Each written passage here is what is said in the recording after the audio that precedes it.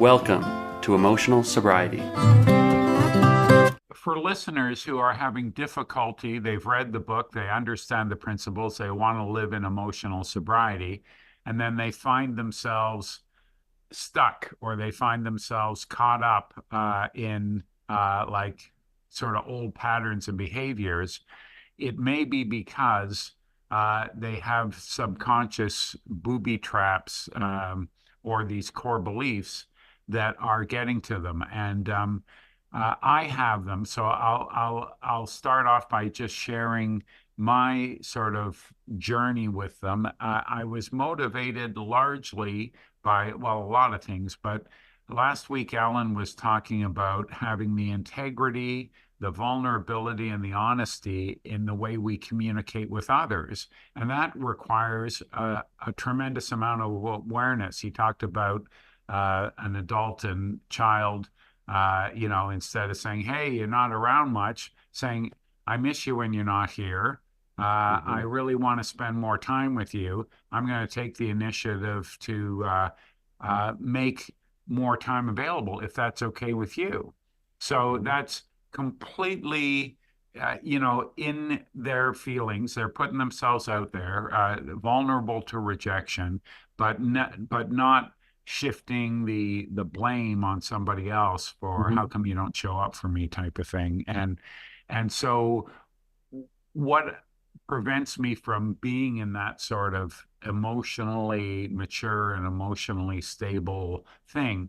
These core beliefs, if anyone has done ACA, there's the don't trust, don't talk, don't feel sort of core beliefs because they're dangerous. Some of my core beliefs, there's many of them, but that I'm aware of are when you get to know me, you will reject me. It's not based in fact. It's based in these things I'm going to talk about that happened sort of when I was 3, when I was 5, how I reacted to life. And another one is there will never be enough. There's not going to be enough time. There's not going to be enough love. There's not going to be enough health. There's not going to be enough money.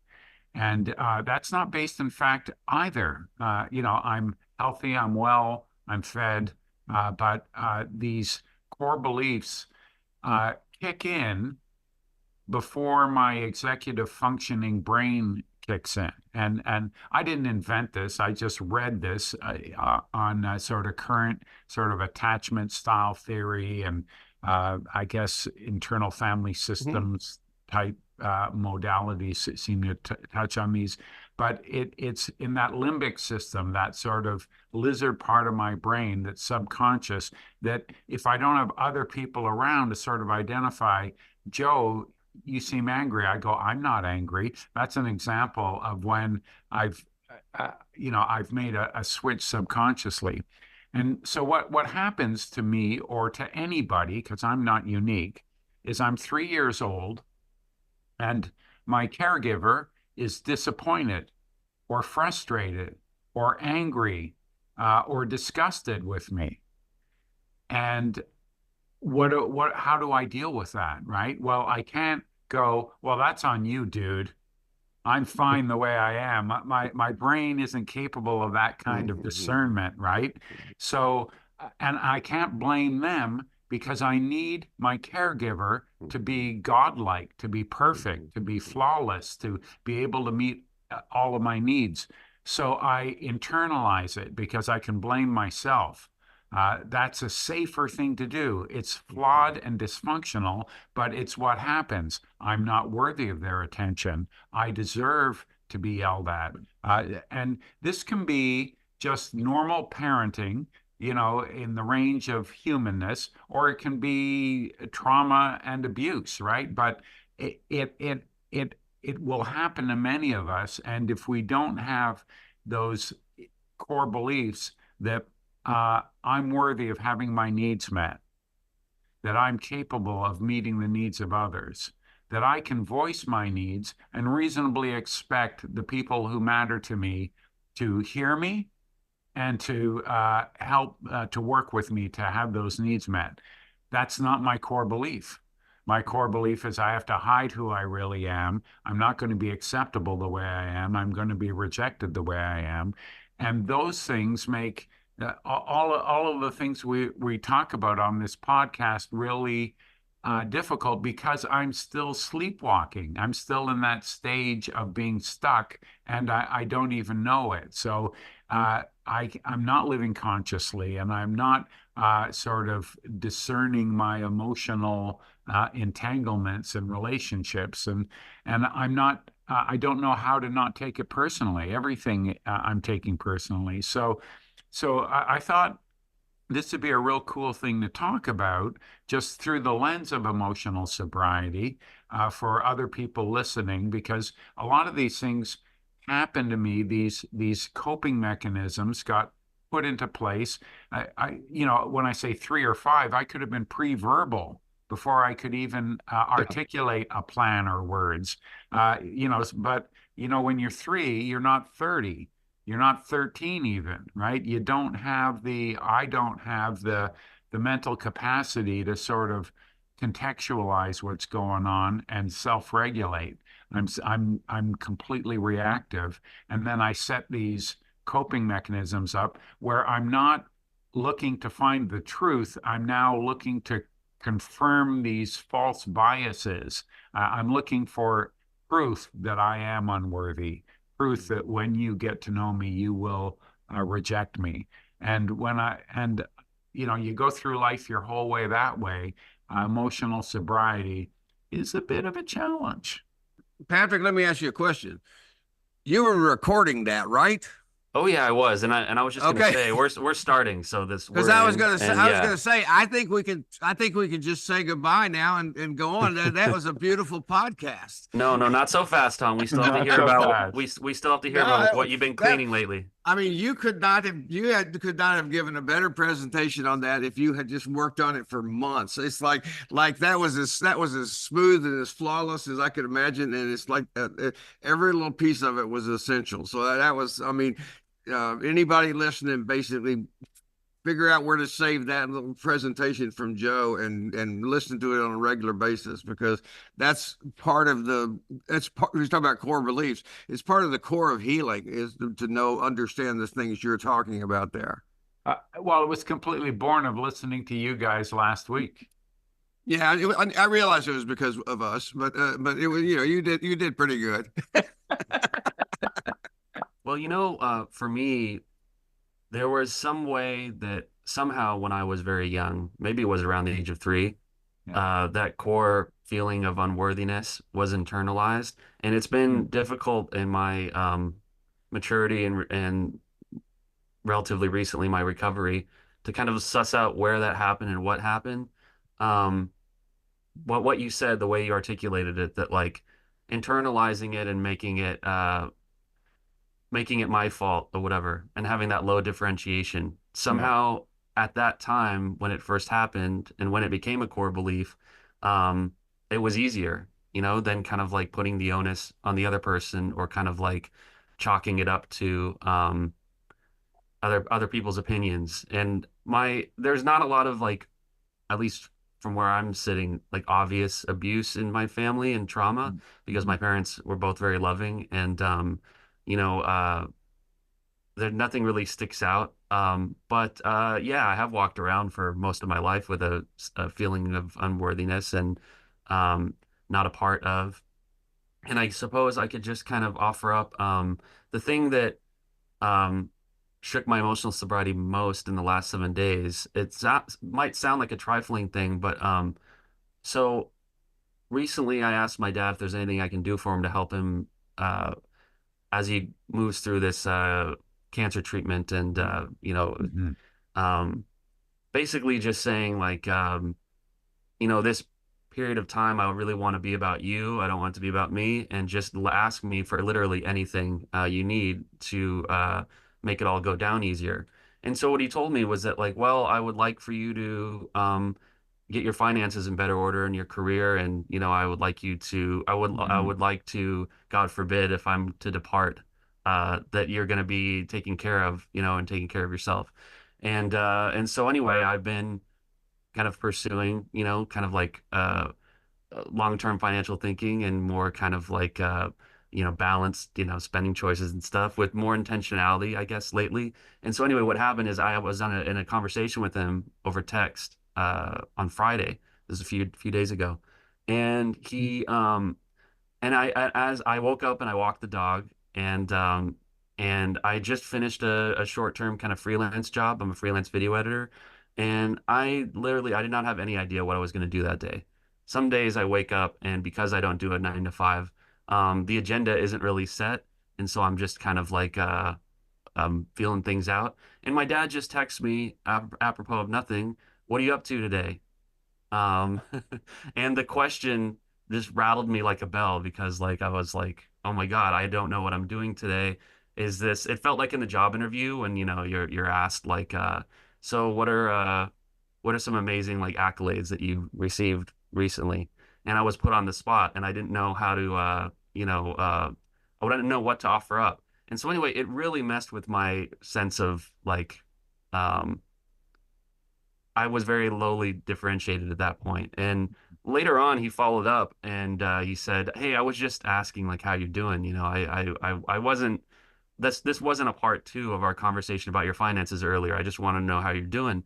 But maybe a core belief that was getting poked at in that moment, was that you know, um, that I don't have a plan and I'm not good at this, and how I might be choosing to spend my day is just going to be, jerk off bullshit, that isn't going to be feeding into this like kind of larger goal that I have, which is to kind of be true to my commitment to my father and, you know, um, be the real life grown up that I've always been wanting to be, and blah blah blah blah. So that's what I thought of, because I mean it really fucked me up. Like I can't, it felt like alcoholic brain. Like when he texted me that, and I was just like, well, what am I doing today? I guess I'm not doing anything. I don't know. And that there was a kind of helplessness I felt almost, and like flailing emotionally. And so low differentiation. That's my best answer for right now, Joe. Yeah, Well, and I the, get the that. thing you did there, that very critical voice that you have in your head got awakened to that. And I mean, isn't it interesting that those little negative voices in our head, we never once in our lives ever have to go to them and say, "I'd love to get your thoughts." That's what I always tell people. They're always unsolicited. They just start talking right in the middle of a paragraph, and just let us, and that's what happens when these things get tapped in terms of our intrapersonal processes. Is Yeah, because part of what we want you to differentiate yourself from is that intrapersonal part too, so that you understand you're not that voice, you're not because that voice, that message there is basically the result of whatever the core belief is. It's delivering the message in the present day in its own way. So it's hold yourself separate from that. That's the place where I always say reserve the right always to disagree with yourself, because those are places we have to learn to disagree with ourselves. And hell, even at a place like this, like going like, if he's saying, if you're getting these negative things going on in your head, you're like, you know what? I don't even know the right answer. I don't even know what's a better answer at this point. But what I have learned so far is that you're full of shit. It's just so you practice just rejecting some of that bullshit, and it is definitely a fake it till you make it thing. I mean, when you first do that, it's not going to feel valid, but and I just want to back up too and think, well, what a nice job your dad did of responding to your request. I mean, I put myself in your place and go like, oh hell, I would rather him say, bring me ice cream on a regular basis, something Yeah. like that. But it's like, and I'm not a parent, but I put myself in a place that if I imagine myself as a parent, I'm going like, yep, that's a parent. That's what I really want. Yeah, I want you to be okay. When I asked my dad, yeah, I was talking about my career, and I asked him if he was disappointed I wasn't sort of following in his footsteps, and he said he just wanted me to be happy. Mhm. But like I always felt he had these other expectations, right? That I wasn't living up to, and they were based on facial expressions that I interpreted.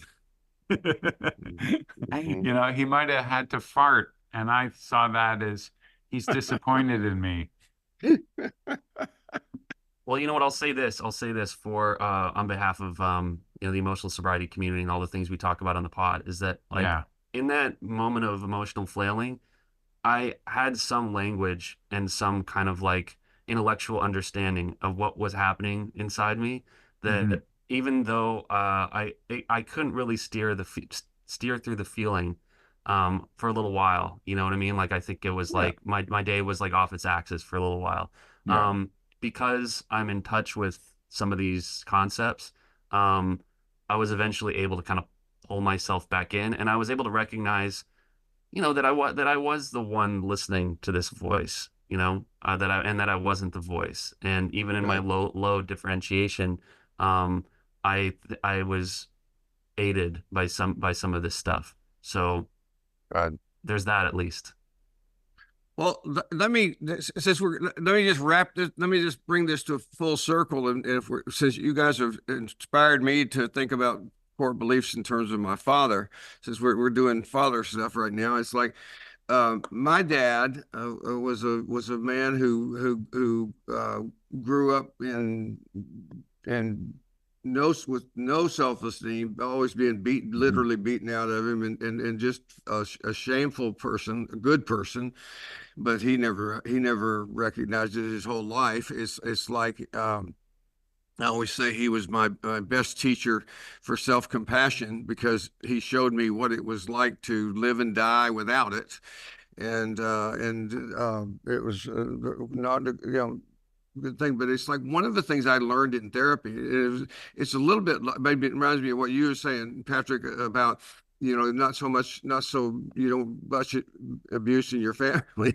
I always say the longer I stayed in therapy, the sicker my family got, and it's because all that awareness starts coming up, and you're sitting there in a group and you listen, you go like, you mean that's not normal? It's like Jesus Christ, So, but I also learned that it doesn't mean it's Joe. You mentioned this in your stuff too. It's like it doesn't have to be any major abuse. This is what I always say is like this comes from the dysfunction and the abuse and or the abuse because some of it's just the dysfunction that gets passed along.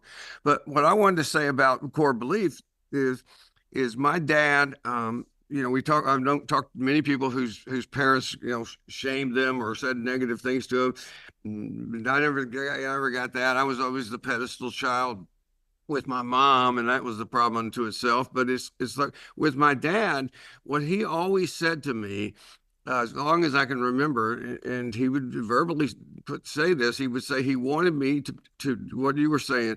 He wanted me to be Hmm. happy. He Hmm. wanted me to do what you want to do because now what I later found out is that this is the story of what my father didn't get. He had all kinds of dreams for himself Yeah. that he didn't get because his father basically his father lived in our household until his father died when I was 17 years old. I mean he controlled him always and he just didn't have a chance with that. But my father, basically, the message was always be proud of yourself, which in therapy I got confused because I'm going like, what the fuck's my problem? Because that's what my daddy told me. It's like, but then I realized it, and I can't remember how I discovered this, but the unspoken part of that message was, whatever you do, don't be like me.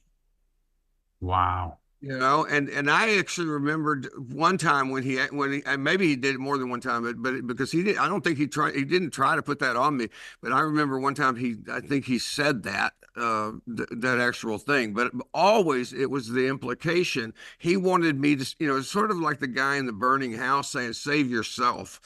Get you, and he was sincere about that. But what I didn't realize when I grew up is you want to be like your dad. So what's the core belief I got? I got all that shame. I got in therapy with a therapist who basically gave me this idea. We've all heard this idea now, but I never heard it before. When she listened to me for a while, and she said, I don't think this is your shame. I think this is your father's shame that he Epigenetic. inadvertently left you with. Yeah. Yeah. And it was like, but it didn't make it any less real or any more Yeah. of a less of a problem, because it was on me to do something with it at that point. But that made so much sense, and it helps me to understand that when we're looking for those core beliefs, look deeper than just the words. You know, look and see what, you know, put yourself in that little inner child position, and think, okay, what did I feel when I was in the interaction with this person or that person? Because I mean, this stuff is it's kind of complex some places. It is, and I find that self-awareness isn't a cure. It's Right. great to know it, but Hmm. if I don't habitually act in a way that I'm in the moment, being conscious, sort of, mindfulness. What are my Hmm. thoughts? What are my feelings? Observing my sensations. I fall into the sleepwalking pattern again, and the the old sort of AA adage, early day AA, where you think about your character defects and then you pray them away. Um, I'm not throwing stones at that, but I'm just saying that even religious people, many religious people, realize that a higher power isn't an executive assistant or, just sort of there to do Hmm. our bidding, and that it's more of a what am I going to do with it?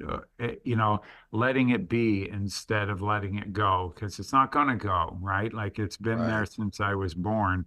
And and you were talking about those unsolicited voices. When Hmm. they speak up, I can say, thanks for sharing. Hmm. Appreciate that. Who else has something to share? Hmm. Anybody else? It's like, yeah, yeah, Hey Tom, I have a question. So yeah. do you feel like, in terms of the shame, like have you successfully departed pretty far from like the way that your dad metabolized that when he was going through his shameful like bouts? Yeah, I mean, but like, yeah, I think I've made a lot of progress. I think Mhm. the truth is, I was thinking about this as we're talking about this, it's like, you know, it's like you're talking about core stuff that we let be, and we do with it what we can do as we go along.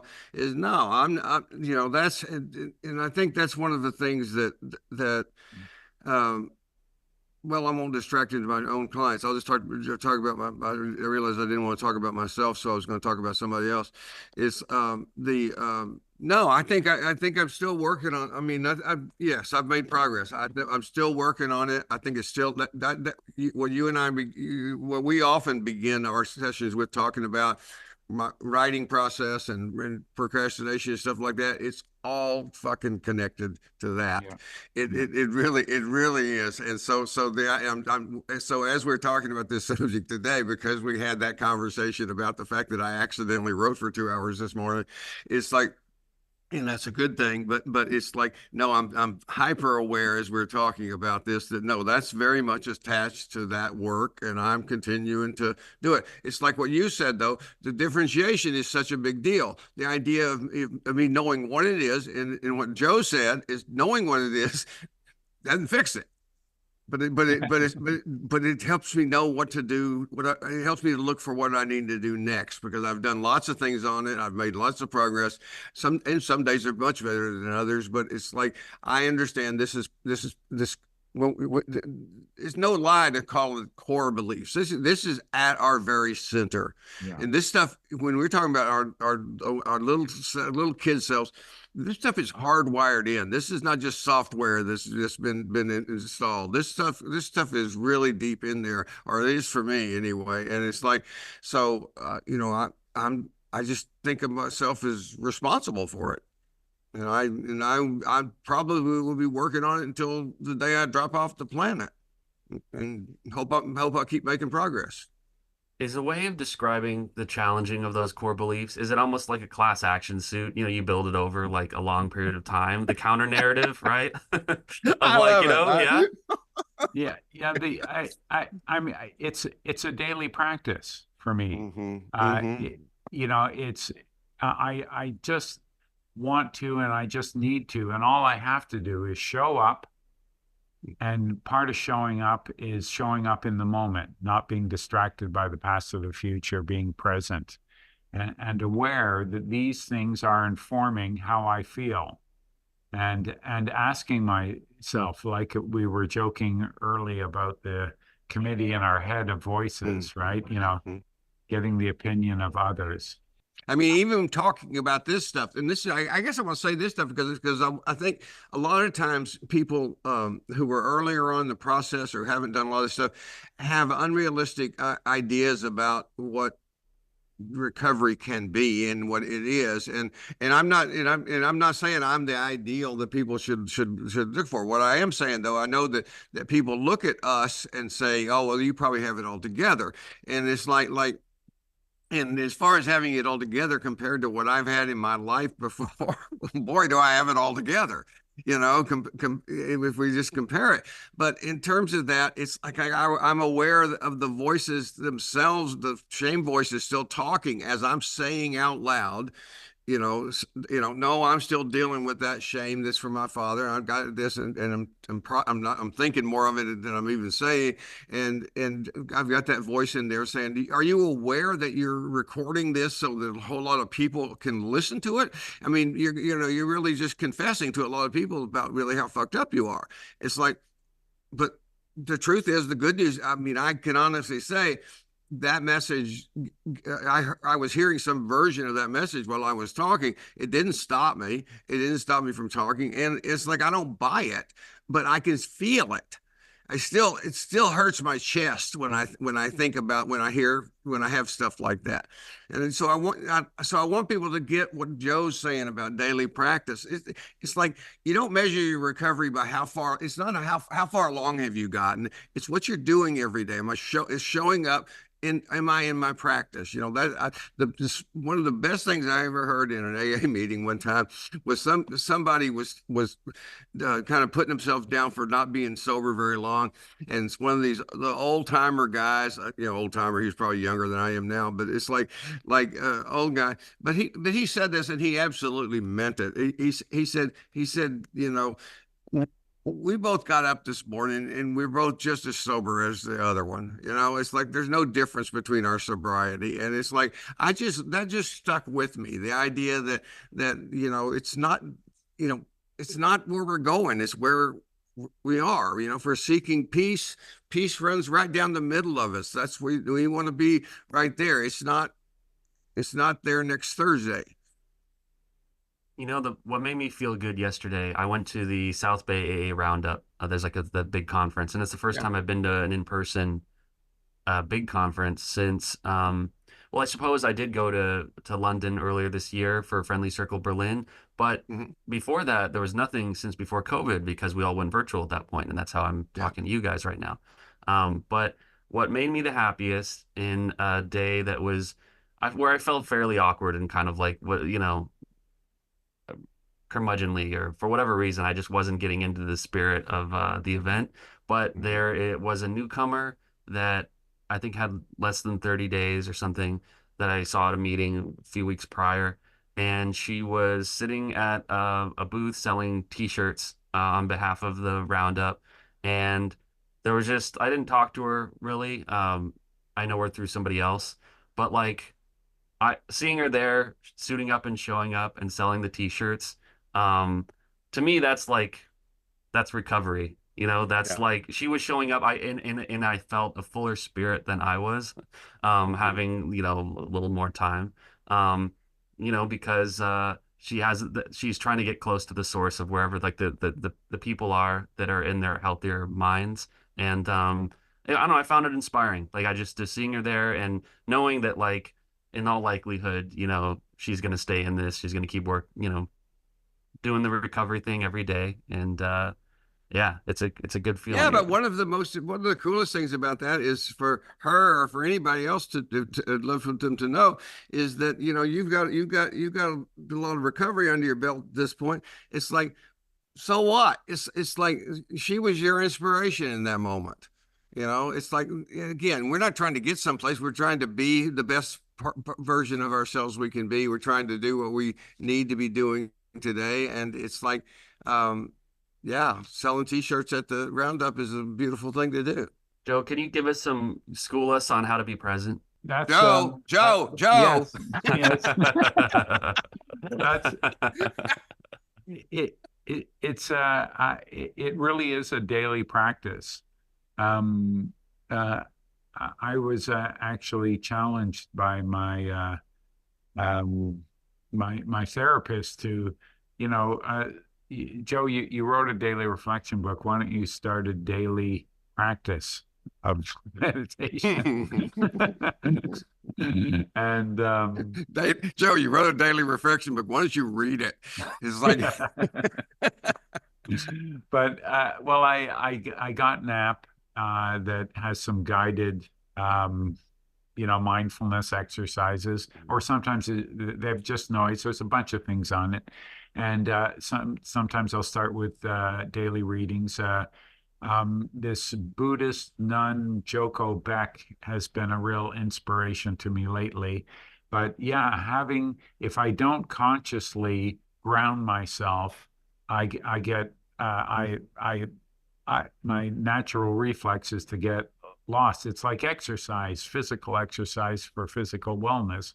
You can't work out so well, one day that you don't have to do it anymore, right? It has to become part of a regular lifestyle. And being present can be like mindfulness. I sort of came at this from the John Cabot Zen school, where you don't need a bowl to ding. You don't need to be on in a yoga studio or on a mat. You can do it when you're in line at the bank or stuck in traffic. You can be mindfulness anywhere, anytime for a period of time. Just check in and observe my thoughts with curiosity, my feelings with curiosity and positive regard, and my sensations. And sometimes hidden in those sensations are some clues. Why am I clenching my jaw? Why is my back tense? Why, sometimes I can be emotionally retarded. Just, I know we don't use that word anymore, but it it explains how Yeah. I have a harder time sort of identifying and articulating how I'm feeling. But sometimes through what's going on in my body, I can, find the emotion wheel and find what goes with that. Are you sad, glad, or mad here, Joe? Let's start with that. Let's get down to it. Patrick, this reminds me of a conversation that you and I had. We haven't spent a lot of time in each other's presence, but when we were up there at Allen's, we were roommates for a few days. It's like we had this one conversation. I don't know if you remember it, but it's like you had gone down. You were working out, and you had gone down, and I think you had said something about not being in the mood to work out, and so we began to have. I can't remember what it all was, but the conversation was basically is we understand from the point of view of our physical workout that being in the mood for it doesn't have anything to do with whether it's going to have a positive effect on us. All I use my rowing machine here. It's like all I need to do is go sit on the rowing machine and do that. It doesn't matter what kind of attitude I have. I can have the crummy attitude. I can do whatever. And what you and I were talking about is, the practice like Joe's talking about is the exact same thing. We don't have to be in a certain place. It's like I remember talking about the Buddhist the Thich Nhat Hanh. I remember reading from one of his books about it's meditation is not always about being peaceful. He says if you're angry, you're going to have an angry meditation. If you're distracted, you can have a distracted meditation. But it's like it's always just about what's real. And I love the idea. And so what you're talking about, Joe, I don't think this is an absolute necessity for everybody, but I am I'm very attached to my morning readings, and I, and when I can feel it when I don't do that. I need something that's not only good for me to read these things, but it's also just good for me to do something every day that acknowledges that I'm in this program, and I'm in this is my practice. This is what I'm doing. But it's like I really use what you and I talked about, Patrick. That sometimes some days are better than others. Some days I don't give a shit, but I'm going to do it anyway. And I'm going to read this stuff, and I'm going to make a couple of notes in my journal about what I'm thinking, and then I'm going to go on. Other days I may feel just on top of the world, but that's not the measure. The measure is, am I doing it? Wow. Well, I mean, in the absence of, I've been meditating more. I get about 2 days a week instead of the 5 or the 7 that I'm always Mm-hmm. telling my sponsor that I'm shooting for. Whereas I used to get 0 days. But Right. Mm-hmm. if I can just keep the phone out of my hands, if I could just like put the phone under a Mm-hmm. pillow and walk away from it, that suffices for meditation for me most days. Because if there's one thing that interrupts the flow of like me having some kind of awareness of where I am, and it's that, Yeah. barking screen that's. It's Yeah. it's part of my avoidance techniques. Half of people in the world have a healthy attachment style, and Mm-hmm. the other half don't. Uh, you know, of that other half, I bet the recovery community makes up a large portion of Mm-hmm. those people. Mm-hmm. Yeah. And so I'm either avoidant or anxious as opposed to, in this sort of naturally healthy attachment state of mind. And yeah, I'm always looking for distraction. I'm always looking for, things that take me out of the moment, out of, right, how, Yeah. the old, how are you doing right now, Joe? How are you doing? Yeah. You talk about the telephone. It's like it's amazing to me to think sometimes, you know, just contrast what it was like before all the telephones and stuff like that. Is that I mean, it was significantly different. I mean, these little devices that we carry around, they've made a huge difference in all of our stuff. And for one thing, I'm very glad we didn't have them when we were younger.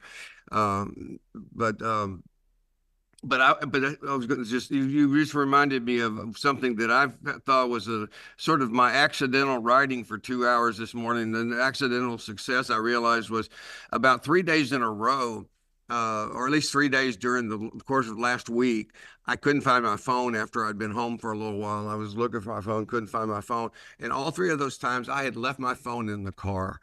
And I mean, I'm talking about so it'd been 2 or 3 hours, that I'd been inside and then I was looking for my phone. And it's like, it was, and I was just, that's progress for me. I didn't make it a priority to get my phone in my pocket when I got out of the car. I just got out of the car and went and did what I do, played with my dog and said hello to my wife and did that stuff and didn't think about my phone. And I thought I was very proud that I, happened into that.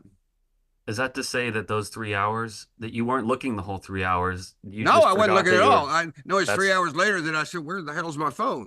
Because I needed it for something. You that know, sounds heavenly. That's yeah, maybe something I could work towards. it's a good feeling. I thought I'd ask about core beliefs. We've got some good ones, right?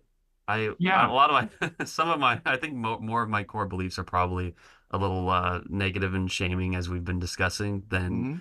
wow, aren't I God's gift? But those do exist. People do have them, and they have their own set of strange expectations that come along with them. All over the map. For better or for worse. Hmm. Hmm.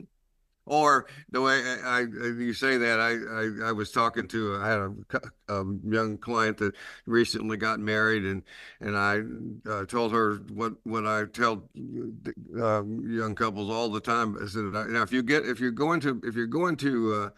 have a kind of a regular or traditional ceremony, and there and the officiant's going to say, for better or worse. I always say, like I need you to know that they're lying to you, because it's not better or worse. It's better and worse. And it's like, Yeah. because or better or worse gives you the illusion, the delusion that this it may all just be perfect, may keep going just fine. It's like, no, it's not. It's going to be both of those things. So just in your own mind, change it to and understand that's a big part of what being married is. Yeah. The same young woman we were talking, she was asking me something about what marriage was like, what I would say marriage was, or love was, when Dee and I have been together, I think 38 years. I was kind of proud of my answer. One of my first answer came out. I said, I think it's a lot made of scar tissue. That history of hard work that we've done and battled, sometimes on our own, but also sometimes with each other. I'm still eager to pursue it somehow. Hmm. I loved when you posted some pictures, Tom, recently of you and your wife, and Yeah. I they were aspirational to me. When I saw those, I was like, and hearing you talk about your relationship.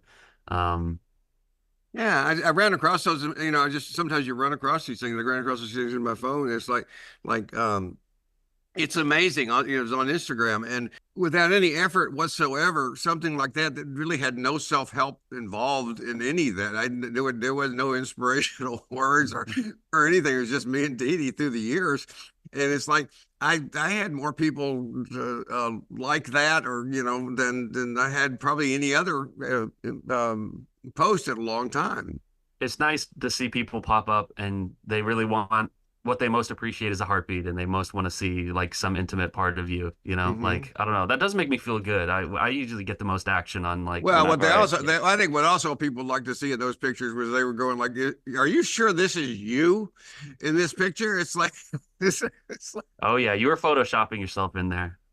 uh, yeah. Some of those pictures when I was much younger, I did. You might not recognize me. Well, one way I can tie together what you had said about your writing earlier, Tom, and what Joe was saying about presence is that a constant frustration of mine these last couple months has been on working on a new screenplay, and it's been an agony because the characters are not alive to me yet, and I feel like Hmm. I'm driving in a fog, and I, don't really know where any of this is going, and I know that inability or that frustration is tied to like I haven't been as present, because when you're present, Yeah. I feel like that is when those doors open to you creatively. I'll keep mining for that gold because it happened before. It's like you said, Tom, like when you struggle to write, you look at your Hmm. shelf and all your books are there, and Yeah. you finished all those, and Yeah, I I, have all I the covers framed on my wall right here. So just in case I forget, I got 10 book covers up here on the wall that are framed. So I go like, I did that. I don't know how. I really honestly don't know how. People always, Joe, you probably get this. People say, like, well, I'm not disciplined like you are, and I'm going like, well, it's like that. I don't know how to explain how I've written these books, but it's not because of discipline. You know. I treat it more like a compulsion than a discipline. It's not because I'm mature and I'm organized. Right. Thank you. That's It just, perfect. we must thirst. This is an Ernie Kurtz line, right? Where Mhm. will I direct that thirst? Right. Mhm. And Yeah. I use the worst part of me or the addiction part of Hmm. me, and I Hmm. point it towards, this, at all costs, no matter what, how much time, uh, or energy or money it takes from me, I'm gonna write.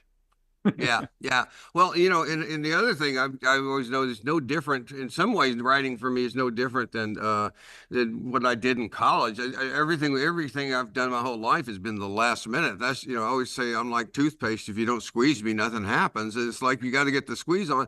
It's like and so when I've written books for publishers, it's harder when I'm writing for myself nowadays. But it's like Yeah. with the times I've written for publishers where they have deadlines. that's, I mean, I cuss and scream about those things, but they're the savior for me. And an all nighter is not an all nighter; it's an all weeker. But it's like, I'm up. I asked Dee Dee one time when I was starting the new project not too long ago, and I said, how did I write these books? I mean, do you remember? And she said, yeah. She said you worked evenings and weekends. And And I said, I guess I'm not going to write any more books. well, other creative people who are listening will appreciate this bumper sticker, and it is deadlines amuse me. Because they're constructs too, right? And I think being realistic isn't a good skill for creative people because if I really knew how long it would take, how much energy it would take, what barriers were in front of me, I wouldn't do it. But Well, I'm yeah, not because that's what realistic. I tell people. You don't, because I've talked to lots of people, as you probably have too, who are writing books and stuff.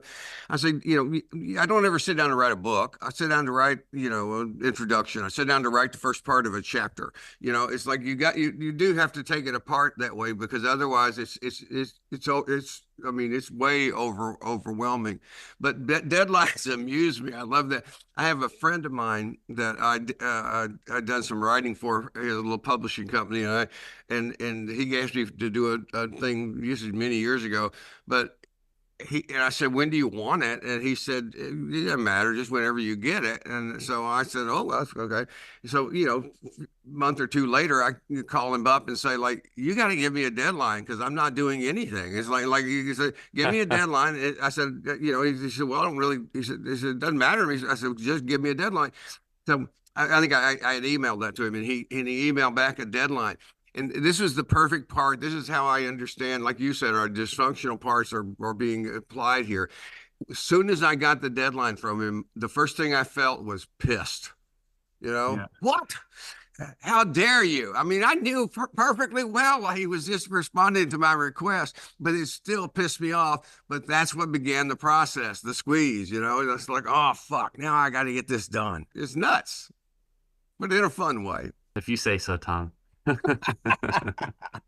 Joe, before we wrap it up, could you give us the pitch for ICSA? Yeah, the International Conference of Secular AA is it's just a recovery conference, right? There's not a lot of ritualistic readings or format in any of the meetings we're having, so you don't have to be 12-step savvy to enjoy your time there and feel included. But many of us are from the sort of 12-step world, but some aren't, and some of our speakers are outside of that. We have Trish Travis coming up from Gainesville, from University of Florida, to talk about her data, her history on women in recovery, right? Like being the second sex in Alcoholics Anonymous and what the challenges have been, have been, right? Continue to be, right? And we have Trauma in the 12 Steps. That book and author are going to be there for people to interact with.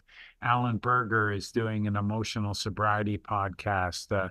The Beyond Belief Sobriety podcast host, John Sheldon, is coming out of retirement or sabbatical to be there, and that'll be amazing.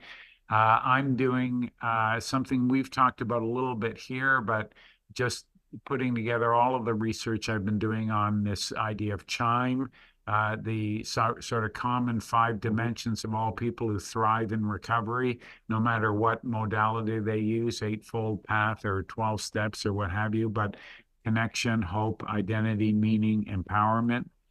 And it's in Orlando, so there's going to be some people taking little extra excursions, staying an extra day, going to the beach or going to Universal Studios, where our hotel is right at the gateway to Universal Studios, and there's Disney World, or just, being indignantly liberal in the heart of Florida. Nice. Yay. That'd be me. Nice. Is there a virtual component or is there any Zoom? There will probably be rogue Zoom. You know, I was at the Eastern Canadian Regional Forum, which was something put on by the General Service Office of AA, and they were talking about virtual conferences aren't so hard to do, in-person conferences aren't so hard to do, hybrids, the combination are Yeah. hell to do, just to Hmm. create an equal and accessible experience for everybody in Yeah. person and online. So we haven't figured out how to do that on budget because you're dealing with tech people who are union and deserve to be paid, but they've got to be there all day. Yeah, And it's rough. yeah, so but I think a lot of people are going to be going live to Facebook groups, some of the AA Facebook groups for certain meetings. It'll all be recorded, so this meeting will be shared for free on the International Conference of Secular AA podcast page. So, Hmm. it's better to be there. And Yeah, it sounds like it. yeah, it's yeah, three-dimensional is ideal. Well, thanks so much, Joe, for coming back. Yeah. Core beliefs. Let's do some massaging. Okay, Mhm. absolutely. Absolutely. They're All just right. beliefs. They're not truth. See? Tend your life, tend your myth. Cultivate your narrative with whomever you